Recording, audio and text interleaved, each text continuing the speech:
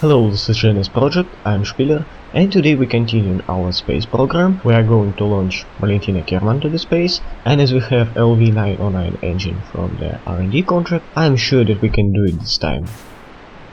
You can see I haven't any new experiments on this ship, because we have done them in previous flight, but we have material exposure bay, and also I've upgraded my astronaut training center to make my Kerbals able to make EVA. Now we have our last solid fuel stage separated, apopsis at 47 km, and it's time to ignite our last stage that will push us to the orbit. You can see apopsis is rising. 50 km, 60, 70, stop the engine. Now let's wait until we get closer to the apopsis. Of course, you're watching this at high time acceleration.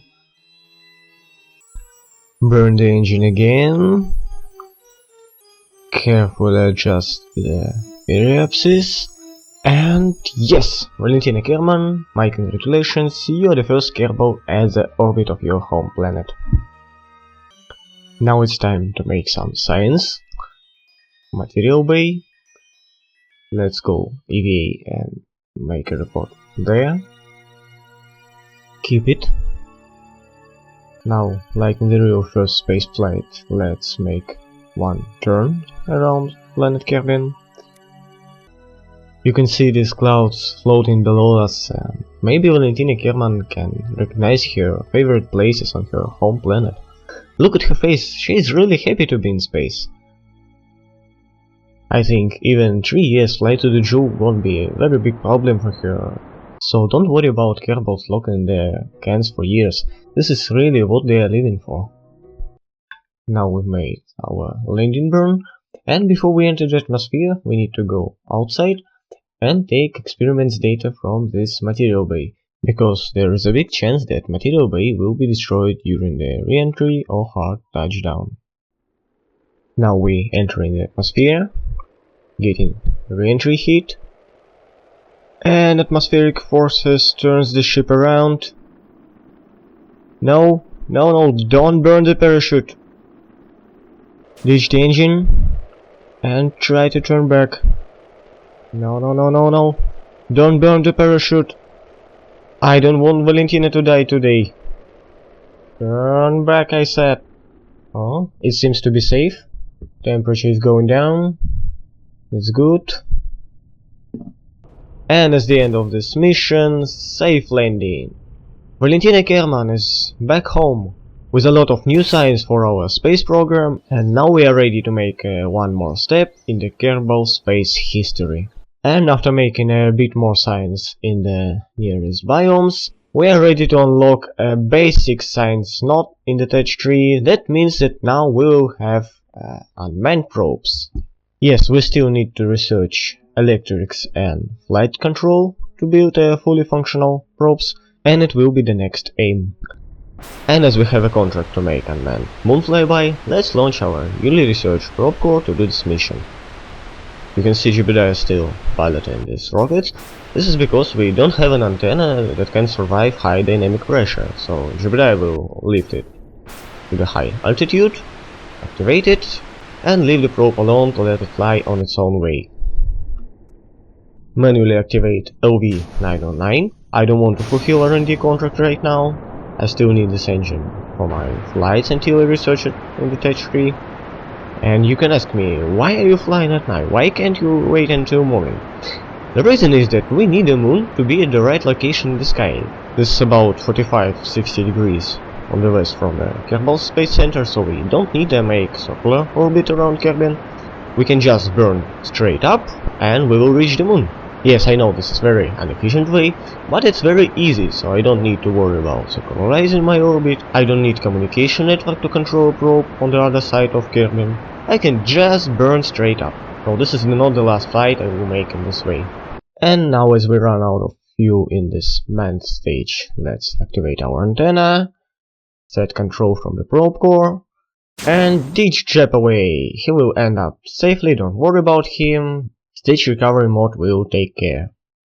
Now burn the last engine until we get intersection with Moon's orbit. Time accelerate, and we enter the Moon's sphere of influence. The contract is fulfilled, and that's all we can do because there is no connection with Kerbal Space Center, and we can't even make science experiments or something like that. You can see the Moon is flying by, but now it's time to make the next mission. And after making some science at the low Kerbal orbit, we're ready to next step, and the next step is space tourism. The big problem is that Tito Kerman don't want to fly alone with automated rocket. You know, tourists cannot control the ship, cannot make PVA, so they need a pilot. That's why we have two capsules here. The problem is that two capsules are very heavy together, so I had to build a new rocket for this mission. It is just in the limits of my Kerbal Space Center. It has maximum amount of parts, maximum weight, maximum height, but Tito Kerman pays 3 times more than rocket costs, so it's a good reason to send him into space. Raise the periapsis to 70 kilometers. This is almost an ordinary launch, but since it is the first tourist flight in the Kerbal history, I decided to show it here. Circularize the orbit at 75 kilometers. We have our first stages recovered by stage recovery mode. And to fulfill the contract we need to keep Tito Kerman at the orbit for the next 3 hours. This is not a problem, go to the tracking station and time accelerate. It's enough. Return to the ship, time accelerate a little bit more and prepare to return. Point the retrograde, engines on. Point the periapsis to 21 km. Yes, it can be hard to fly space tourists on the early stage because they need more weight. It can be hard to make a suitable rocket for them, but they are a very good source of money. And since every space program needs money, we will launch them more in the future. We will build special SSTOs for them. But now Tito Kerman on his way back home, and it's time to think about the next mission. We have a contract to crash a probe into Moon, and as we haven't upgraded the tracking station yet, it will be a kind of challenge. We will need to do some math before launching the rocket, but it will be in the next episode. Don't forget to subscribe if you don't want to miss it. It was Genes Project, I'm Spiller, see you next time.